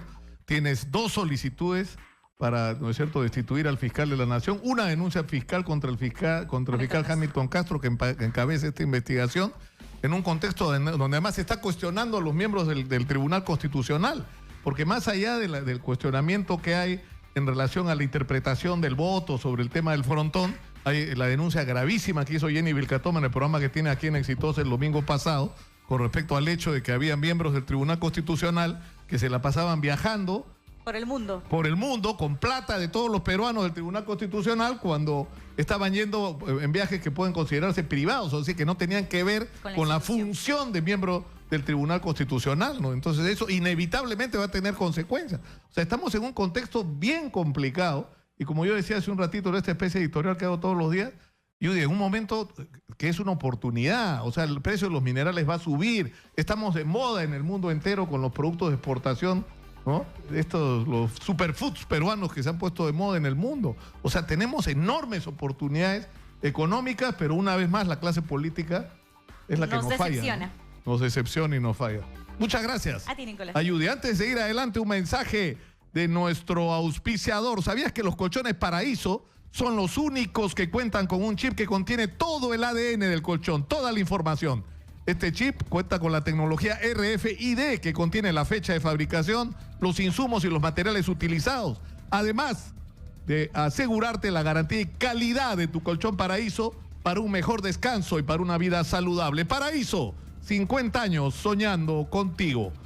Estamos con Alberto Otárola, abogado de los dos, ¿no es cierto? De Nadine y de Ollanta. Bienvenido. Muchas gracias, Nicolás. Nuevamente, gracias por la invitación. Lo primero que yo creo que es una curiosidad que tenemos todos, ¿cómo es eso de Ollanta, Humala conviviendo en el mismo espacio con Fujimori? ¿Se ven, no se ven? Bueno, Oro Díaz, yo suelo ir a verlo al presidente 2 o 3 veces por semana y nunca me he cruzado con el señor Fujimori.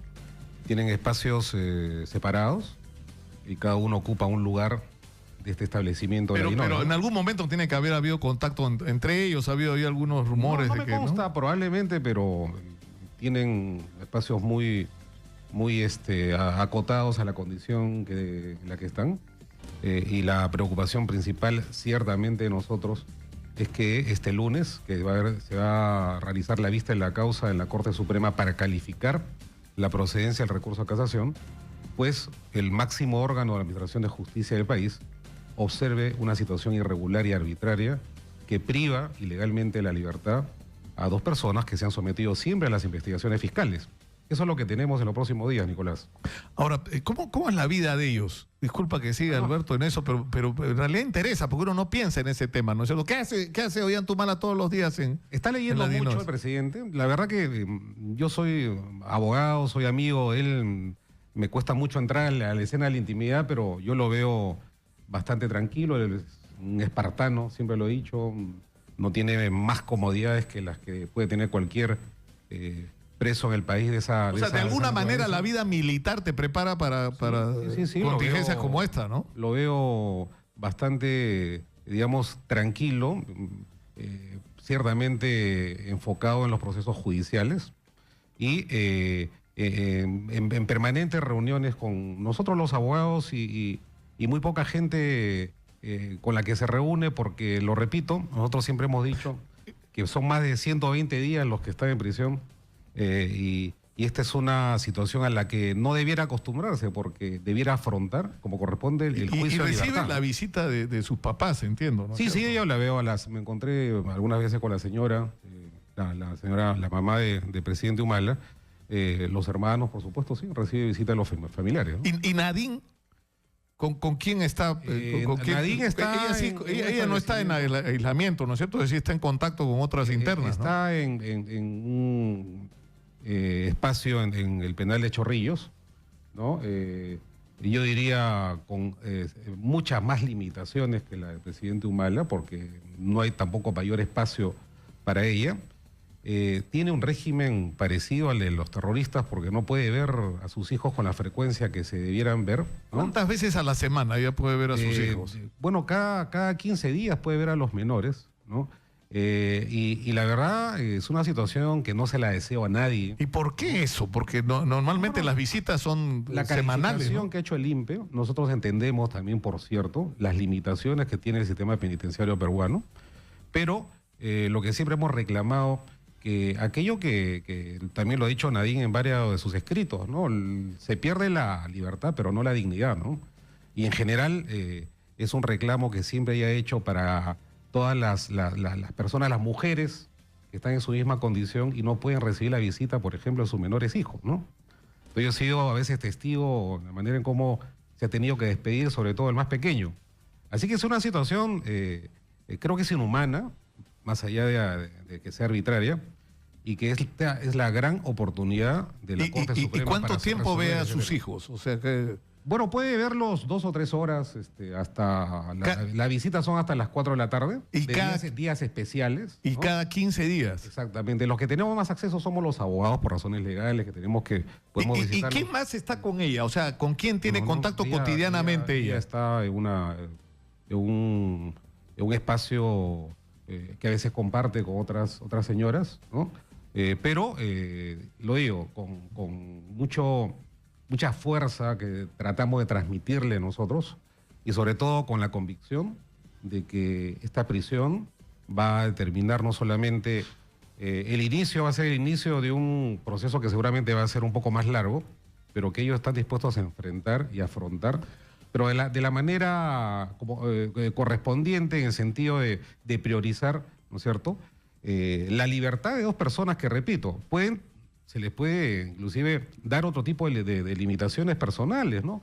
Impedimento de salida, si es que existiera un negado. ¿Ustedes piensan que hay un trato discriminatorio, por ejemplo, en relación a cómo se ha manejado el tema de Susana Villarán? No tengo ninguna duda. O sea, están diciendo $3 millones de la campaña, hay $1 millón en Andorra que no tiene explicación. Bueno, no tengo ninguna duda que la prisión preventiva dispuesta contra el presidente Humala y su esposa ha sido la respuesta de toda una, digamos, reacción política y presión que ha existido, evidentemente es innegable, y a una falta de reacción y de pensamiento constitucional de los jueces y los fiscales que tratan este tema, ¿no? La Constitución y las reglas que ha establecido el Tribunal Constitucional dicen, oye, la prisión preventiva es excepcional. Lo principal es la libertad. Y si tú tienes medidas, ¿no?, de la A a la Z para asegurar que estas personas afronten adecuadamente el proceso judicial o la investigación fiscal, entonces no te vayas a la más gravosa, pues, ¿no? En el Perú estamos acostumbrados a irnos siempre a lo más grave, que es la privación de la libertad. Entonces es ese digamos, círculo de posibilidades las que no han sido contempladas ni por la resolución del señor Carhuancho ni por la resolución de la Sala Penal. Y eso es lo que tiene que examinar la Corte Suprema, ¿no? Ahora, ellos insisten en negar su inocencia, es decir, ellos niegan, pero ¿qué se hace con el tema, por ejemplo, de las declaraciones sobre los aportes para la campaña?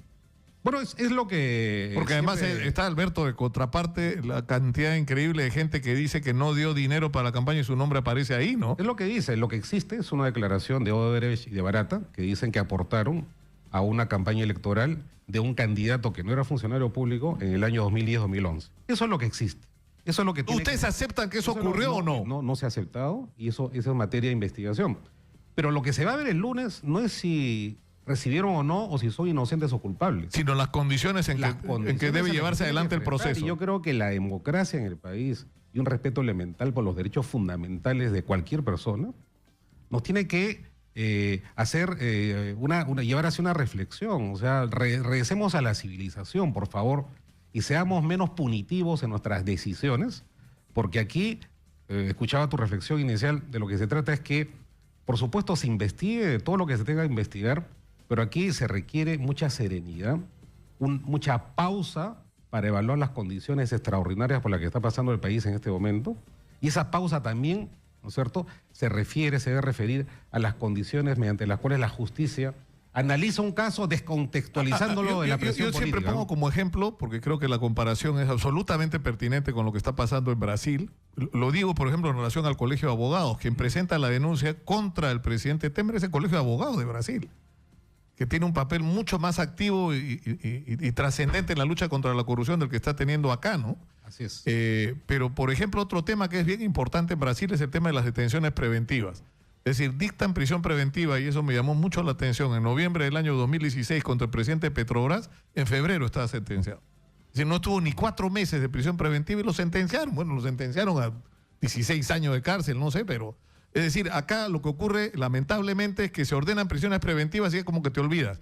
Ya está en prisión preventiva, pero lo que necesitamos son sentencias, ¿no es cierto? O sea, que se acredite, como reclamaba ayer Duberly Rodríguez. Que se acredite la responsabilidad o la inocencia y que sea en el marco de un debido proceso legal, ¿no? Que es lo que se reclama. El caso del presidente Humala, de la señora Heredia, es muy especial, y eso es lo que tiene que ver la Corte Suprema, ¿no? Porque ellos ya tenían una medida de comparecencia con restricciones, ¿no? En algunos casos impedimento de salida del país, y estaban concurriendo, no vulneraron ninguna norma procesal que fue impuesta por la Fiscalía. Y en el devenir del proceso se les exacerba la sanción y se aprueba una prisión preventiva que es absolutamente ilegal y que no está contemplada en las normas. Eso lo tiene que ver con objetividad, seriedad y pausa, lo digo, la Corte Suprema en su momento, ¿no? Ahora, Nadine y Ollanta no aceptan ninguna responsabilidad, pero resulta loco, pues, Alberto, que haya ocurrido, o sea, porque todos dicen lo mismo. Es decir, está claro que en el Perú ha habido una red de corrupción, es más, lo ha confesado Odebrecht, lo ha confesado Barata, digo, está en un proceso, lo ha confirmado, ¿no es cierto?, el señor Maiman en una entrevista a la agencia EFE desde Israel, de que acá existía una organización criminal, ¿no es cierto?, donde lo que funcionaba era una especie de cartel, donde las obras públicas se decidían en ese cartel, quiénes eran los consorciados, ahora te toca a ti, ahora me toca a mí, se repartían el pago de comisiones ilegales y decidían y manejaban con quienes estuvieran en el poder, a quienes, es más, habían ayudado a llegar donde estaban para poder hacer lo que estaban haciendo. Pero no puede ser que ahora todos los políticos digan, no, yo no sabía, yo no me he enterado. O sea, ¿no? Comentando las palabras de ese nuevo sumo pontífice del sistema judicial peruano que se apellía Barata, ¿no? Es el papa de la verdad, o sea, vamos a hacerle una cripta y un homenaje. Pero es que era el papa de la corrupción, pues, lamentablemente. De una persona, no nos olvidemos, que también ha delinquido, ¿no? Y ahí hay un tema que en su momento se tiene que ver. Yo estoy de acuerdo, fíjate lo que voy a decir, de que este señor hable hasta a todo lo que tenga que hablar, ¿no? Y estoy de acuerdo con la decisión de excluirlo de esta investigación. Claro, como parte, si es parte del acuerdo, perfecto. Para que diga lo que tenga que decir. Y también la versión completa de lo que y el detalle de sus primeras palabras. Y el mismo Barata y Odebrecht, dicho sea de paso, qué cosa fue lo que dijeron cuando fueron preguntados respecto de si habían recibido algún funcionario del gobierno de Humala alguna coima relacionada con obras públicas. Dijeron que no. Con el gaseoducto. No. Dijeron que no. La pregunta es en general. Durante el gobierno del presidente Humala no ha habido ninguna coima relacionada o pago con ninguna obra. En el periodo 2011-2016, eso lo ha dicho el señor Barata y lo ha hecho el señor Odebrecht. No, eso es lo que ha dicho. ¿Pero dónde? Nicolás, la única imputación que existe en contra del gobierno del presidente Humala y del señor Humala y de la señora Heredia es que aparentemente, lo que ellos dicen, es que entregaron un dinero para la campaña electoral de Humala cuando era candidato presidencial el año 2011. Esa es la situación. Lo que habría que investigar es nuevamente que se explaye, pues. Claro, pues, pero no te dan gratis, pues, la plata, Alberto. O sea, no es que el señor, le salió el nacionalista al señor Odebrecht y decidió apoyar el proyecto de la gran transformación. Puede ser aceptable esa reflexión, y eso es lo que se tiene que ver en un proceso de fondo cuando se decida la inocencia o culpabilidad de quienes están en este momento siendo investigados. Eso tiene que ser así.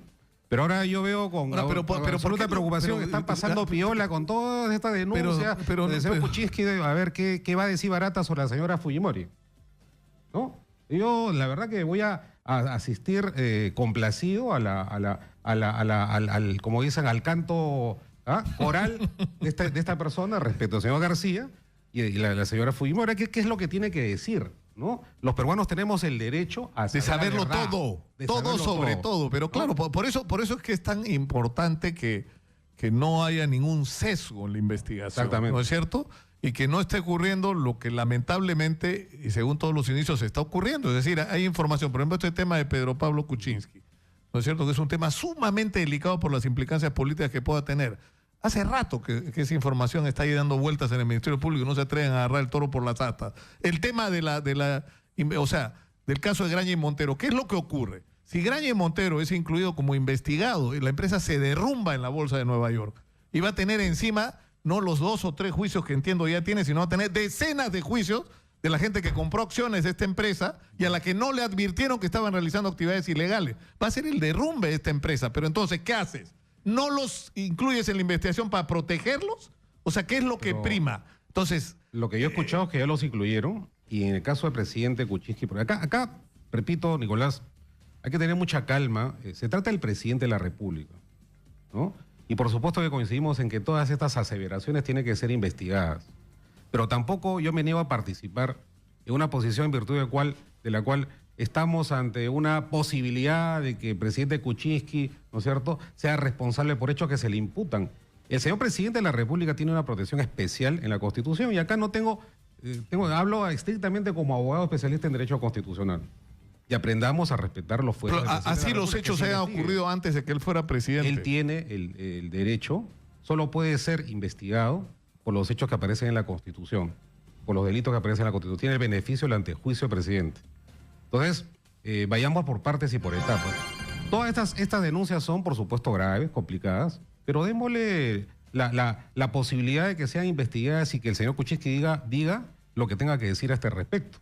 Yo no estoy de acuerdo, por ejemplo, y lo he dicho y lo he escrito así, de que vaya una comisión a interpelar al presidente de la República, del Congreso. Esa no es su función. Él puede contestar por escrito y finalmente, después de su gobierno, puede ser investigado por los actos, cualquier tipo de hechos, con la previsión que establece el artículo 100 de la Constitución, ¿no? Así que defendamos las instituciones, defendamos a la Fiscalía. El Tribunal Constitucional no ha hecho otra cosa que sentenciar temas de acuerdo a la libertad de conciencia. Pueden equivocarse o no, pero por equivocarse no pueden ser destituidos los magistrados del TC. Eso está claro. ¿No es cierto? Ahora, otra cosa es lo que ha revelado Jenny Vilcatoma, ¿no es cierto? Que estás usando fondos del Tribunal Constitucional para viajes privados. Ya, eso es otro tema. O sea, pero en fin, ¿no? Yo le agradezco muchísimo a Alberto Otárola, el abogado de Ollantaytamala y Nadine Heredia, por estar con nosotros. Antes de terminar, hay una noticia de último minuto. Sofía Gallegos desde el INSE. ¿Qué pasó, Sofía? Cuéntanos. Bien, gracias, Nicolás. Bueno, para informar que un accidente de tránsito protagonizado por Liliana Humala, estamos hablando de la prima del expresidente Ollanta Humala, impactó contra otro carro particular. Ahora, lo que indican fuentes policiales es que refieren que la señora Liliana Humala, al llegar a la comisaría del distrito, indicó pues que ella era prima del expresidente. Lo enfatizó, lo dijo muy ofuscada: soy la prima del expresidente, de la cual igual tuvo que cumplir con los exámenes de dosaje etílico, y es allí donde se han hecho, pues, han estado presentes, han llegado a los medios de comunicación, porque nosotros estamos investigando el hecho. Todo esto ocurrió exactamente en la intersección de la calle Julio Cetello con Girón Sinchi Roca. Nicolás, esto es lo que nosotros pues venimos en estos momentos investigando, porque la señora Liliana Humala automáticamente llegó a la comisaría luego de justamente pasar este accidente de tránsito y dijo: soy la prima de Ollanta Humala, como quien diría pues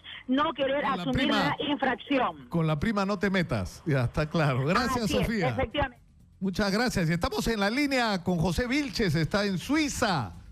Y ha estado en el recibimiento a Paolo Guerrero y está comiéndose las uñas ahí a la espera de que resuelve la FIFA sobre el capitán de nuestra selección. José, muy buenos días, buenas tardes ya acá en Lima. Cuéntanos, ¿qué está pasando? Buenas tardes.